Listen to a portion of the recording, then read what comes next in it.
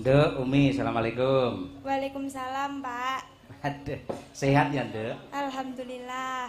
Ujiane akhir ana ing SMKI utawa SMK 8 wis rampung. Sampun, Pak. Alhamdulillah. Bijine ya wis metu, Nduk. Nilaine wis metu Nilai apa? napa? Ya nilai praktek karya wingi kae. Dereng. Urung ya. Nggih. Ya wis aku ya mantau utawa monitor ana YouTube ya wis luar biasa dasar ya lancar. Ayo, Nduk. Dalem, Pak. Mumpung sampeyan iki iso langsung adu arep karo para pirsawan, para lenggah sing kepareng rawuh, Nggih. jajal amen matura sing inti sarine ngaturke panuwun marang para warga masyarakat Ampel Gading merga bengi iki awake dhewe sak kanca Madangkara piniji sowan ngregengake malam yang berbahagia sedekah kampung apitan ing bengi iki. Jajal, ayo belajar omong, ayo. Nggih, wilujeng dalu dumateng sedaya para pamirsa. Iya. Kae lho, ayo ndang. Kula ngaturaken panuwun ingkang tanpa upami, Pak, Bu. Panjenengan sampun kersa napa nggih? Tresnani kula kalih rencang-rencang Madangkara. Mugi-mugi anggenipun panjenengan napa nggih? Mengadakan ngawontenaken tasyakuran dalu menika mugi-mugi panjenengan tansah pikantuk berkah barokah. Rezeki banyu mili. Mugi-mugi jenengan Apa? Jenengan apa? mugi-mugi jenengan tambah napa nggih? Pokoke pun berkah mawon. Sampeyan iki wis arep lulus SMA lho. Iya to. Terus Kula sampeyan bingung kok, Pak. aja bingung. Pripun? Dadi lek ning omah diapalke ngono Nggih, kuwi. Dadi men sastrane bisa tersusun dengan indah dan rapi. Dadi penonton mirsani sampeyan iso, wah, Umi kejaba suarane apik, apa wonge ayu, aku seneng ngono kuwi ya anu. Apa kuwi jenenge? Suarane apik, ayu ning lek apa kuwi jenenge dialog utawa memberi sambutan kepada masyarakat iki ya luwes kewes basane ya runtut ngono. Nggih. Ya lek anu diapalke. Nggih, Pak. Nuwun sewu bapak-bapak Nyuwun ibu-ibu. sewu bapak-bapak ibu-ibu. Kakung saha putri. Kakung saha putri. Ingkang dahat kinurmatan. Ingkang dahat kinurmatan. Mliginipun Mliginipun pepundhen kula. pepundhen kula. Bapak Sudarmono Bapak Sudarmono lan sedaya para panitia. lan sedaya para panitia. Kula ngaturaken panuwun. Kula ngaturaken panuwun. Awit kula sakanca Awet kula sak kanca pinitados pinitados ngregengaken ngregengaken tasakuran tasakuran ing dalu ing menika. dalu menika. Mugi-mugi Mugi-mugi panjenengan sedaya panjenengan sedaya manggih hayu lan rahayu durga mendak kala sirna pinaringan ayem tentrem lan jenjem permanem. Kowe iki rungokno sik. Lah aku karo kowe bareng ngono kuwi rumasamu lho. Kula pun apal spelan niki ya, Pak. Wis apa?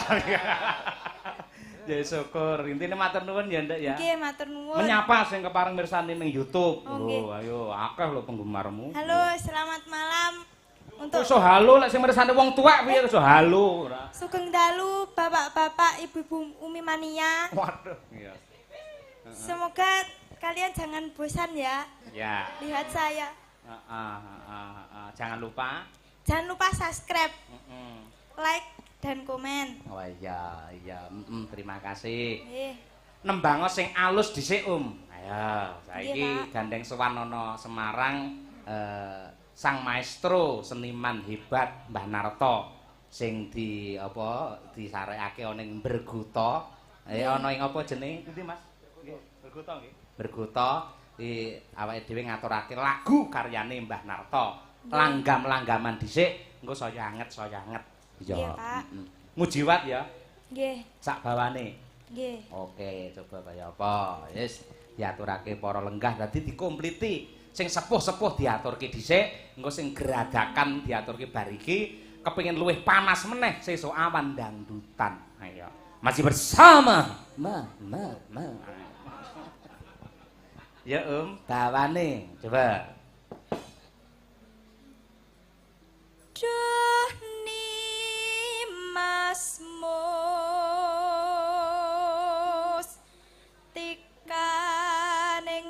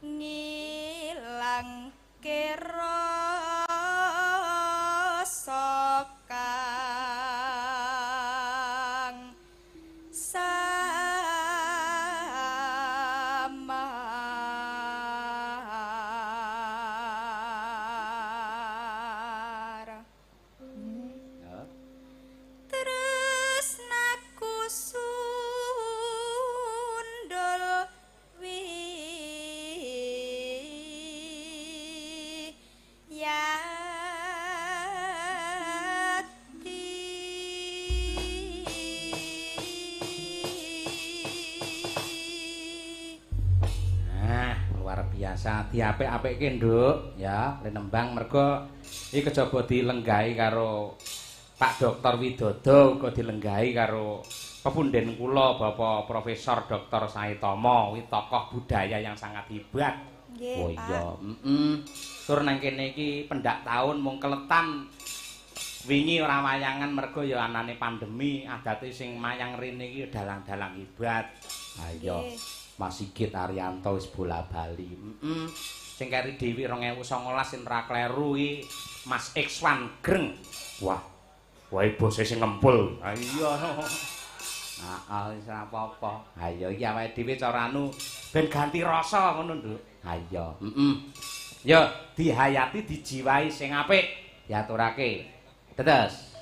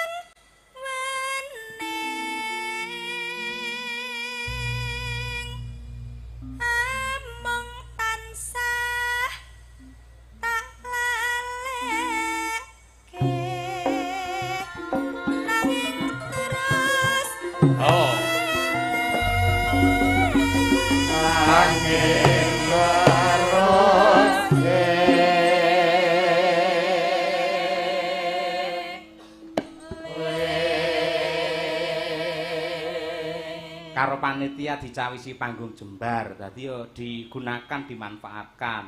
Aja mung ning tengah tok mlaku rono ngulon.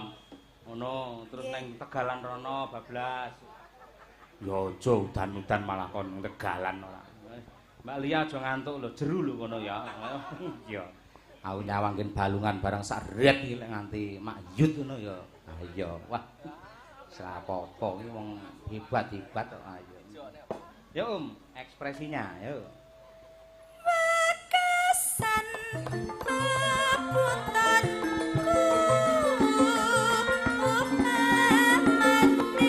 sekar aja kang silanyo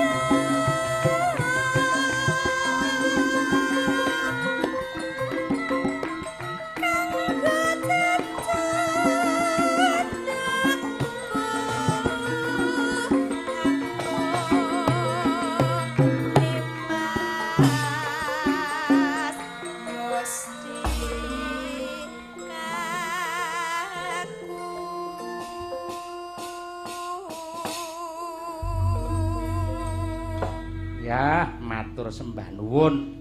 Lumayan ya, Mak. Yen kanggoku ora mung lumayan iki sangat berkarakter, sangat menjiwai. Iya, ing atase bocah sik semono parandene nembang kok duwe ngeng. Wis manten kaya ngono kuwi apik. Ana pamundhut, ana iki sing lumantar WA, Nduk, iki saka Sutresna Budaya. Ya diwaca dhisik.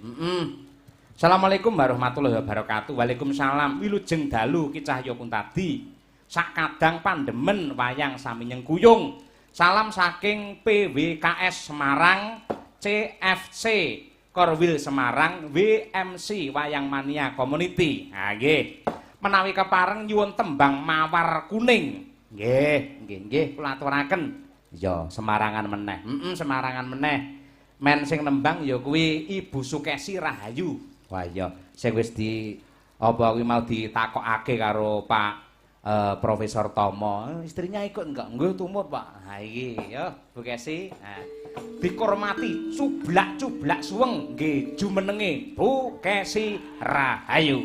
Dadah wis.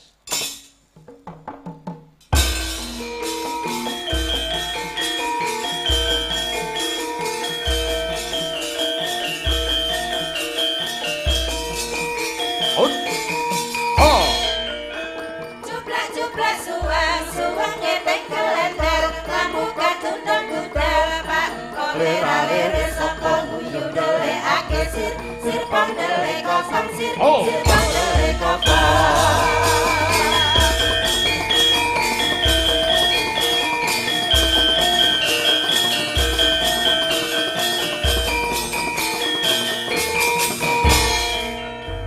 Cuplak-cuplak suwang geteng kelancar Mambuka kuno kuda Pak boleh lere sapa guyu ndelikake sir pandele kosong sir pandele kosong sir pandele kosong.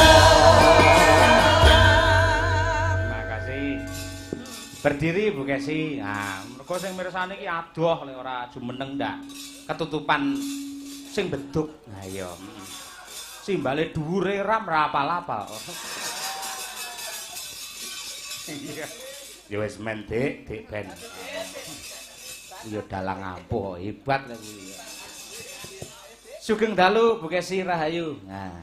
Sugeng dalu Mas Cahya Kuntadi. Nah, ngono kuwi. Dadi kejaba dipundhut karo para pandemen komunitas penggemar wayang ngersakake apa kuwi Mawar Kuning uga iki mau didangu karo Prof Tomo. Istrinya ikut enggak lah gandeng sampean sowan yo kanggo tandha bektimu marang Prof Tomo lan ugi dumateng sedaya warga masyarakat khususipun ing Ampel Gading kene umumipun sedaya para lenggah lan sutresna wonten ing streaming sampeyan nembango. Ngono.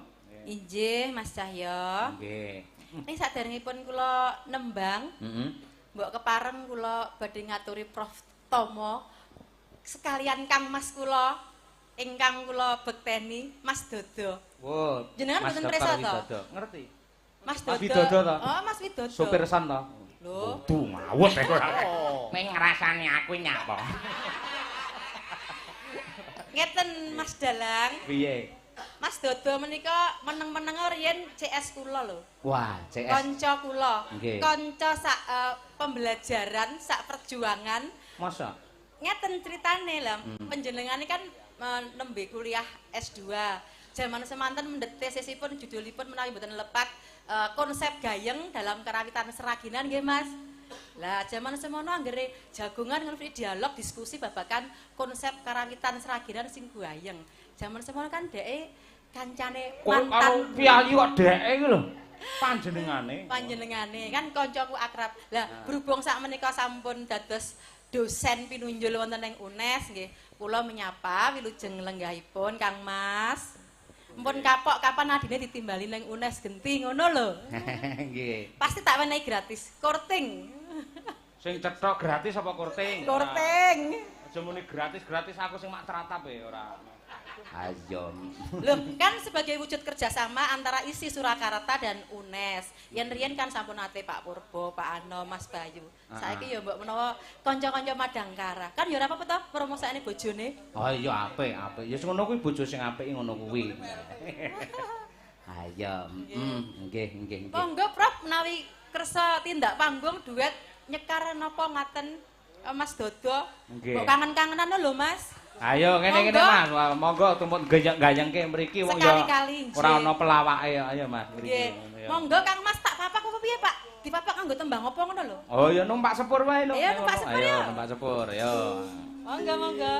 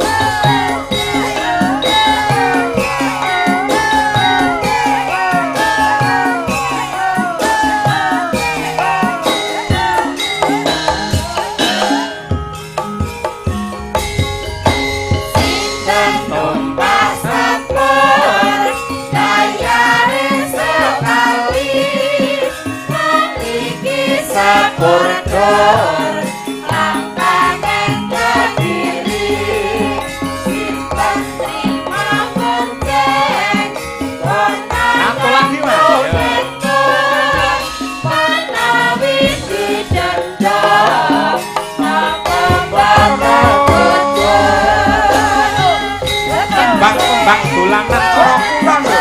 Ayo dubae mutiara pendem.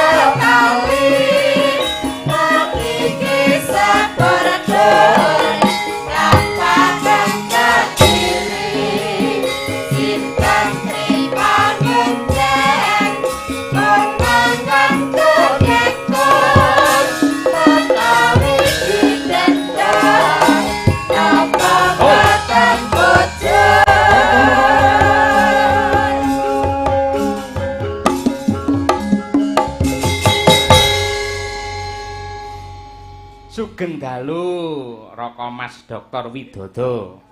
Inggih, sugeng dalu. Ayo. Dimas Limbuk menapa Dimas Cahya Kuntadi menika. Monggo menawi Cahya Kuntadi niku oknumipun menawi Limbuk niku wayangipun. Derek. Nggih. Kula dipun dawuhi menapa menika?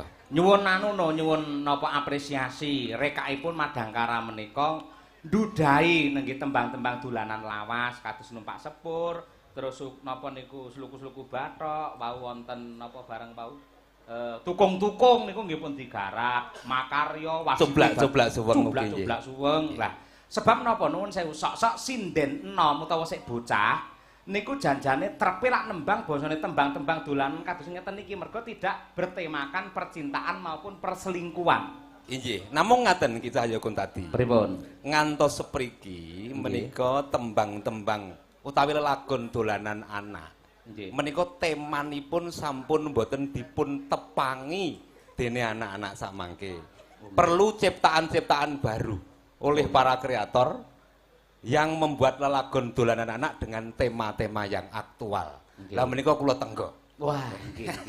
Ning sosok tantanganipun lak ngaten to, Nggih. Raka Mas. Nun sewu. Sing viral, sing bisa ngebum racake mesti tembang-tembang percintaan, perselingkuhan, ngrebut bojone wong, ngoten niku. Lah nggih kula nggih gumun. Rikala kula numpak bis sareng kanca-kanca meniku mireng lagu Aku Kangen Bojomu. Lah, umpamanipun ngaten menika lak nggih dos pundi. Aku seneng bojone kancaku. Lah mosok ngono. Lah nggih. Iki kula matur nuwun sanget dhateng panjenengan sedaya ingkang kersa nggarap malih lelagon dolanan lawas nggih. Mugi-mugi saking Madangkara menika ugi saged nglairaken tembang-tembang dolanan enggal ingkang dipun damel temanipun aktual. Kersanipun lari-lari samangke kersa nyinaoni gamelan. Nggih. Lah nanging saderengipun menika kula badhe matur pinten-pinten. Nggih. Bab Ki Cahya Kuntadi ingkang sepisan kula makili panitia nyuwun gunging samudra pangaksami. Dene sarawuh panjenengan dipun sugata mawi jawah kala wau. Mboten masalah Pak, estu niku lak berkah to Pak. Inggih. Berkah saking Gusti Allah ingkang dipun paringaken dumateng warga masyarakat Ampel Gading lan ugi dumateng seniman kula sak kanca. Inggih, syukur menawi panjenengan longgar raosipun. Awit menika lak mesinipun sampun musim ketiga. Ewa semanten wonten Jawa. Nggih. Kaping kalihipun Nggih. kula anggaris ngandhapi welingipun Petruk kala wau. Bilih Jamus Kalimasada menika minangka pusakaning negari Ngamarta. Nggih. Kedah dipun jagi Leres. menawi Jamus Kalimasada ngantos ical menika tegesipun negari Ngamarta rubuh. Nggih. Runtuh menika. Leres. Pramila menika kiras pantes matur dumateng para rawuh, para tamu, para pamirsa ingkang langsung lenggah wonten mriki utawi lumantar YouTube nggih. Nggih. Menika Jamus Kalimasada kedah dipun reksa sareng-sareng.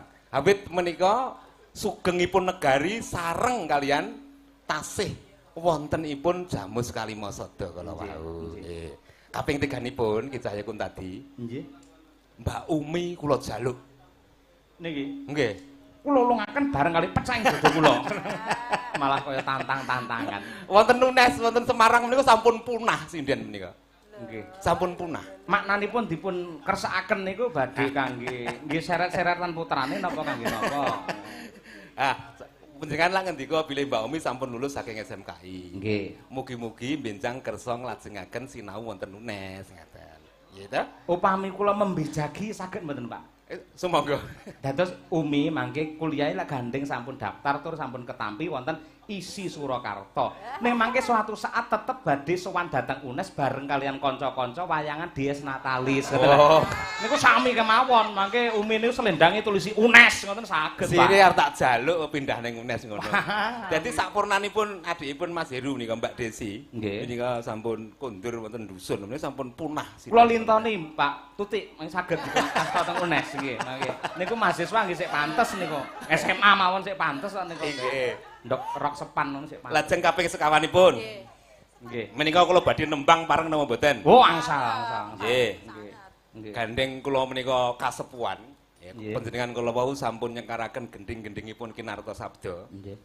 Kula pareng mboten tak nyekaraken lagunipun Pak Gesang. Wah, nggih. Lawas ganti ya. Nggih. Menika lagunipun Langgam Nusul. Wah, lagu lawas menika. Nggih ning sekeca niku. Lah nggih. Lah kae. Kula tak golek krepekan riyen nggih. Nggih. Lha mboten apal to, Pak? Lah mboten apal, mboten nate medal kok menika. Wah, nggih. Nusul. Nggih, sekedap. Bawanipun Kinanti, Lindro Songo nggih. Nggih, Lindro Songo. Nyuwun pangapunten kula selani rumiyin nggih lagu pamundhutipun saking. Oh, bebas, Pak. Mboten napa-napa. Waton mangke bar niki jenengan ninggali beres. Nggih, gampil mangke mampir nggih kula cedhak saking mriki. Nggih. Mangga. Stintingan lindru songo Mas. Kalau kae teko nusul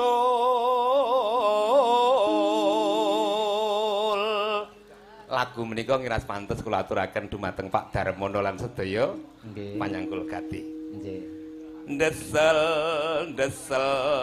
juwal jawil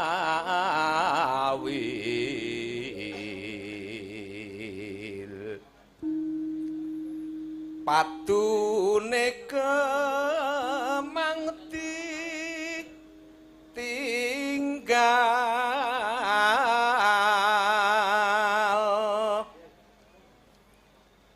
adek muno sengal sengil sumbar njaluk pedal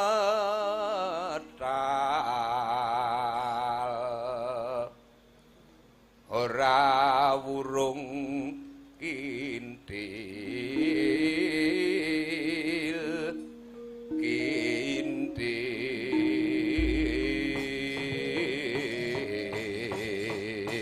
para lenggah nyuwun tepuk tangan kagem Pak Widodo nyuwun pangapunten swantenipun sampun kalih taun mboten dipun mboten napa-napa buktine terakhir kintil-kintil nggih cetha ngoten kok ya inggih lakae nusul teko ulate jegadul mripate brebes milih aneh nyedaki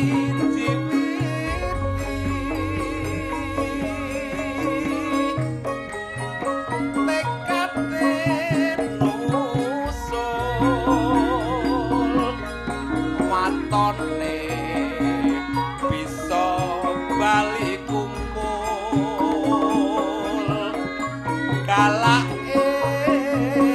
dimareni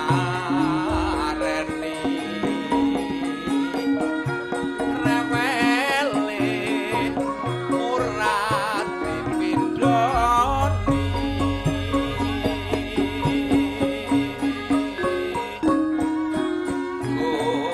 godho neng dalan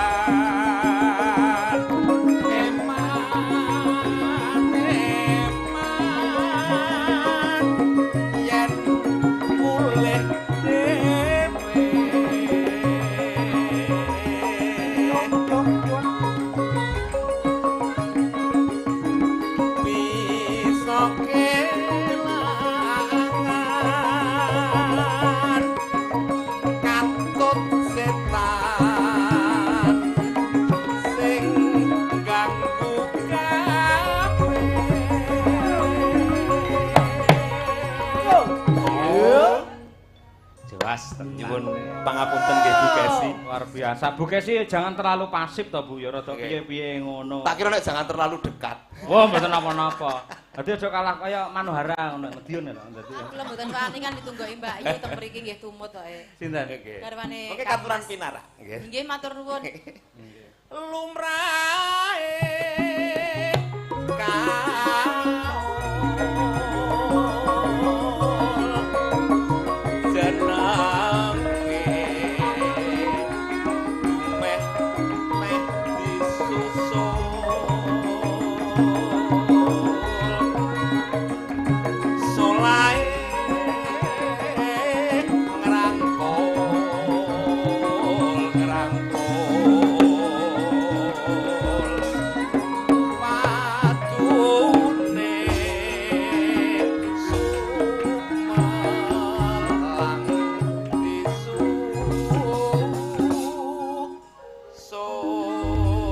sepisan melih nyuwun tepuk tangan kagem Pak Widodo para kadang.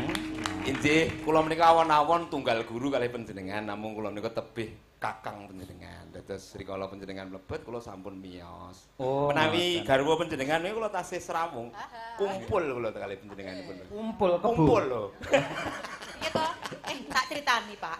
Zaman biyen iki CS ku. Nah, Dia memang campur tak sari critani, CS. kok. Ora. Dia mau ngedeki kancane mantanku. Oh. Mantanku sing Jerman lho. Oh. Ampun dipun sebat. Ampun Kula sebat tasih kalingan ngaten. jenengan kalingan mboten teng ngarep Bank Oh, BNI jajan nasi tasih. goreng, terus diskusi babakan kendangan seragenan, nggih Pak. Asik. Jangan mengingat-ingat masa lalu ning panggung kaya ngene kok. Ya ora Eh, apa-apa, oke sih. Dalem. Sesuk-esuk bareng truk rasa bareng aku. Alah mulai cemburu ya ampun. Wis tuwek ya anake papat. Ngaten Mas Ayoku tadi wonten Sembah lepatipun nuwun nyuwun sanget pangapunten. nggih Pak Widodo nggih. Pun lajengaken Mugi-mugi mangke sanes wekdal saged silaturahmi Iya. malih. Sekedap Mas Dodo. Dalem. Jenengan mau ngendikan bahwa UNES itu sudah kehabisan generasi pesinden. Nah, niki. Punah. Niku panjenengan sing salah sebagai Waduh, seorang dosen. mangke. Salah. Sebagai seorang dosen seharusnya menjalin kerjasama dengan institusi seni. Terkait. Seperti isi Surakarta kan enten kula, Mas. Jenengan saged dawuhi kula maksudnya ngeten lho. Kowe kok pede men? Ngeten lho. Apa arep dadi Kerjasama mahasiswa? PPM pengabdian kepada masyarakat mengundang misalnya dosen-dosen isi untuk memberi pelatihan kan ngaten Lah nek to, Mas. pelatihan sedina rong dina podal iso ndadekke sinden. Lho, mengke kan Sinden carane. sinden iki sinau pirang-pirang tahun kok. Lho, Mas, enten kampus Merdeka Belajar. Oh Itu harus dimanfaatkan. Nggih, Nah, matur kirim nuwun. UNES Jane dari gurune iki yo enek. Lah, Yo nggih. enek. Mung sing sekolah mrono iki udah ora enek sing bakat nyinden. Lah wong nyuwara, coba Mbak nyuwara 6. 6. Kurang tinggi, Mbak. 6.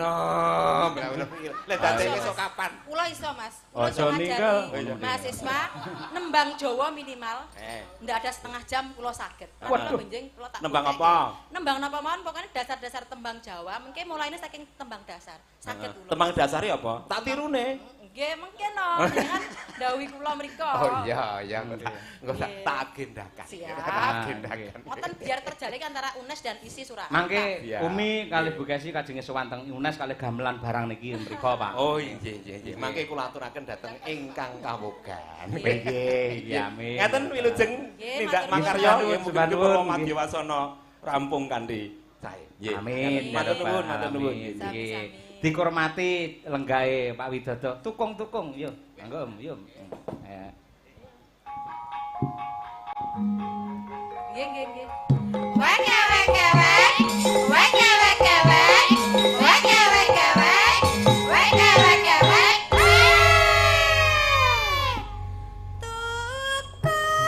Tukang Mang Pepe pinggir jalan sing ngandangi kaki mondro uno sehari-hari Pepe weke weke wek weke weke wek weke weke wek weke weke wek. Iki mau ya tembang lawas Bu Kesi ya. Nggih Pak Dalang. Ning dimodifikasi meneh. Isine tetep padha ning bungkuse sing beda. Nggih. Ngono kuwi. Ayo. Iki mau pamundhut iki ngersake apa mamar kuning diaturake Bu Kesi. Ayo mestine dibawani dhisik. Ayo. Sampeyan arep milih apa? Yen kuat ya pangkur Semarangan, yen kuat, yen ora ya kuat ya apa kono. Cobi niki swanten kula rada watuk. Asmarandono Semarangan mawon. Asmarandono. Oke, mboten masalah. Nggih, diaturake. Monggo Prof, mbok menawi badhe nyekar nembang Jawi. Boten, oh nggih. Pratama to? Nggih. Oh, ampun munggah panggung ngene ya nun sewu tebih kok. Njing Pratama kajenge nanggap dhewe mawon. Nano. Yo. Aja turu sore kaki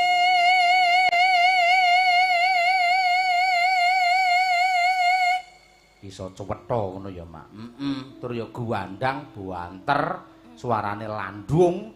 Ha iya, Terus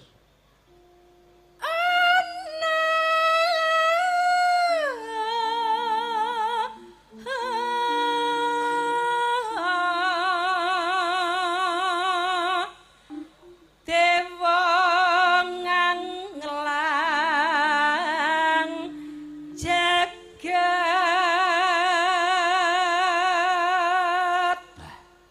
aku sing betina ketemu, betina kumpul sak omah wae meksa angger krungu Bukesi nembang gumun.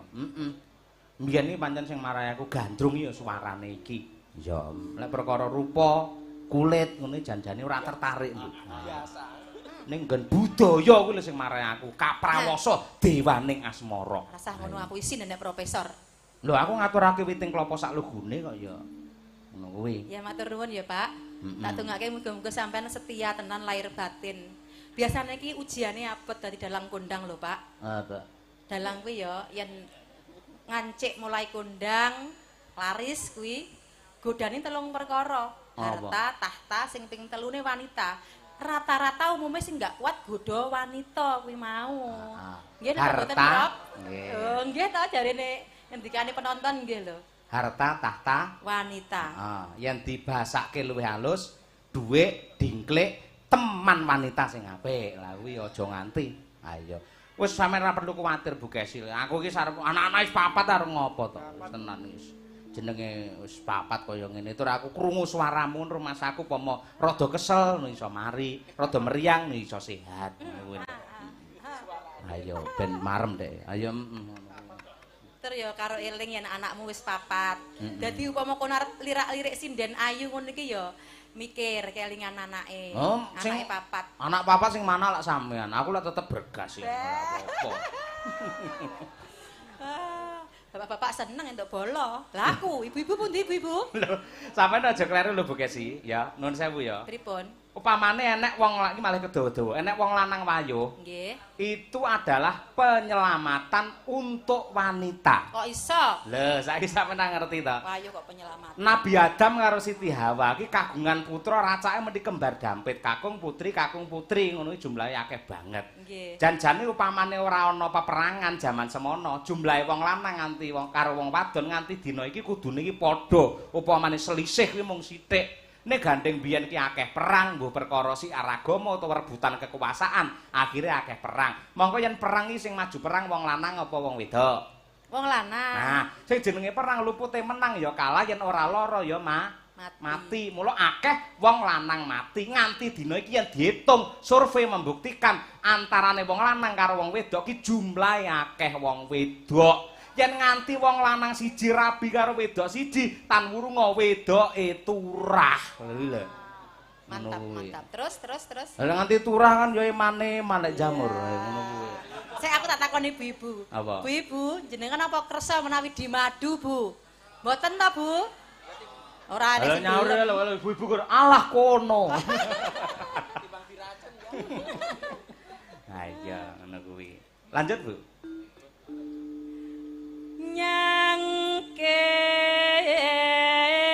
bekor kencanane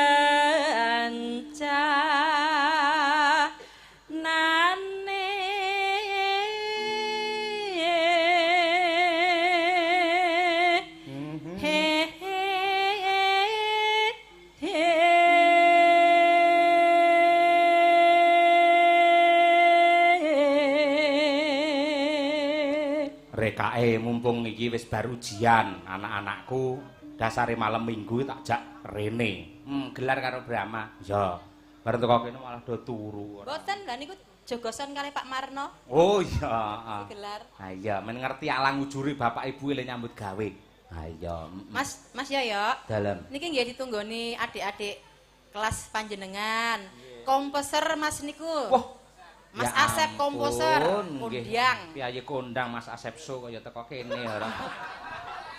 Enten malih Mas Sugianto Didung. Biyen ya tau ndereke sampean to, lah ning kono lenggah kali Mas Dodo. Oh, nggih matur nuwun Mas Gianto kuwi ya komposer hebat kuwi luar biasa. Alhamdulillah iso ketemu. Matur nuwun Mas Gianto. Iya, Lan adik-adik saking UNES sing kepareng rawuh matur nuwun. Ya, Ya, Bu. Isine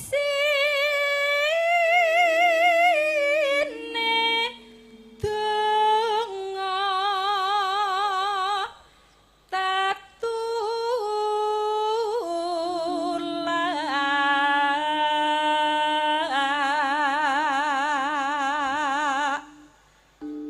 sandang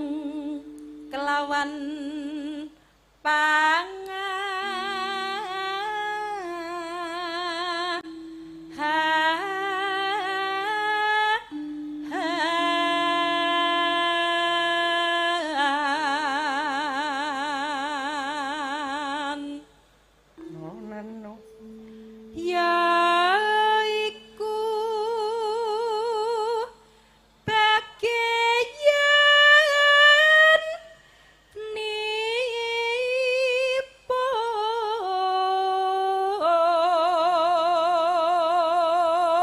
nipun wong melek sabarna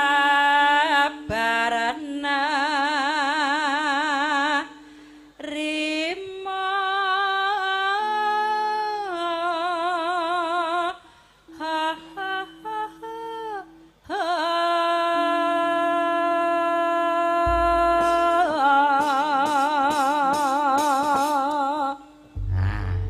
Kuwi gamane wong Jawa, telu ya kuwi melek, sabar karo nrimo.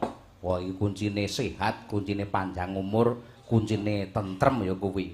Telung perkara kuwi ayo digondheli kenceng, dicake mungguing bebrayan.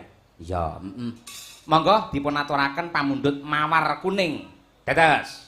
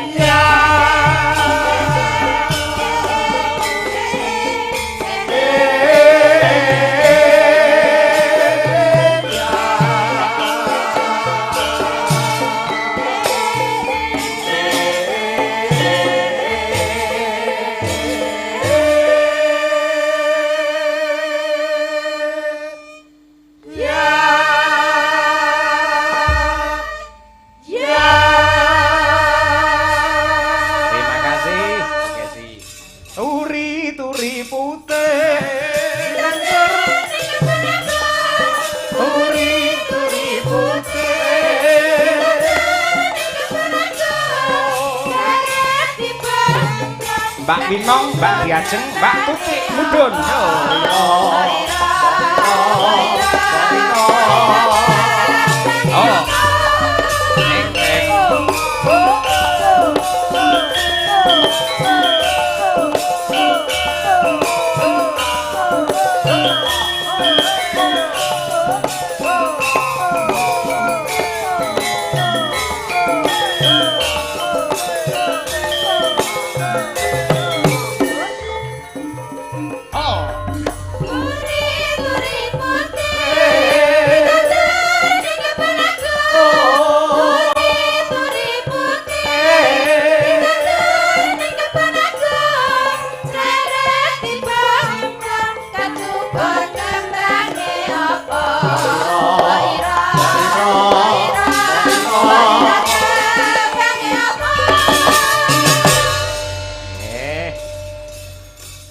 artis-artis Madangkara wis turun gunung. Ha iki.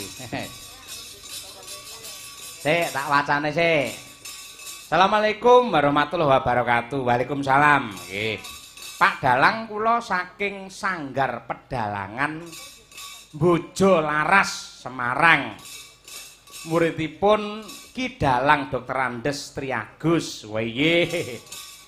Kula sinten iki? Surwasta. Nggih.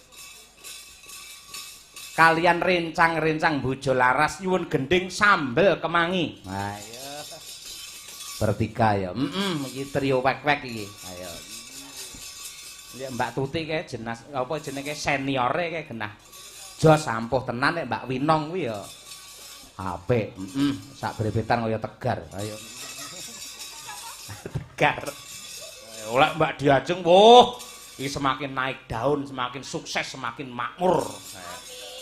Cita-cita sarep tuku mobil. Ayo. Ayo wong mabukan tuku mobil. Lho, jenengan ampun ngece ngoten niku. Lah ngapa? Biasanya nek pun gadah lak mboten mabuk to. Oh iya, tuku wae. Wis ngono kuwi. Yen pangestune mawon. Heeh, dadi yen karo Gusti Allah diparingi rejeki sing turah utawa cukup, ngene carane mensyukuri ya dimanfaatke gandeng sampean sinden, tanggapane ya ora leren tukoke mobil, ngono. Nggih. Ajar nyopir ya. Nggih, Pak. Ya, Winang pengen tuku apa, no? Tumbas dokar. Dokar. Nggih. Gua apa? Kersane seperti seperti piyayi keraton. Oh, ngono. Apik. Lah nelek terus ya lho. Dokar engko jarane awakmu dhewe ngono. Sing numpak antri.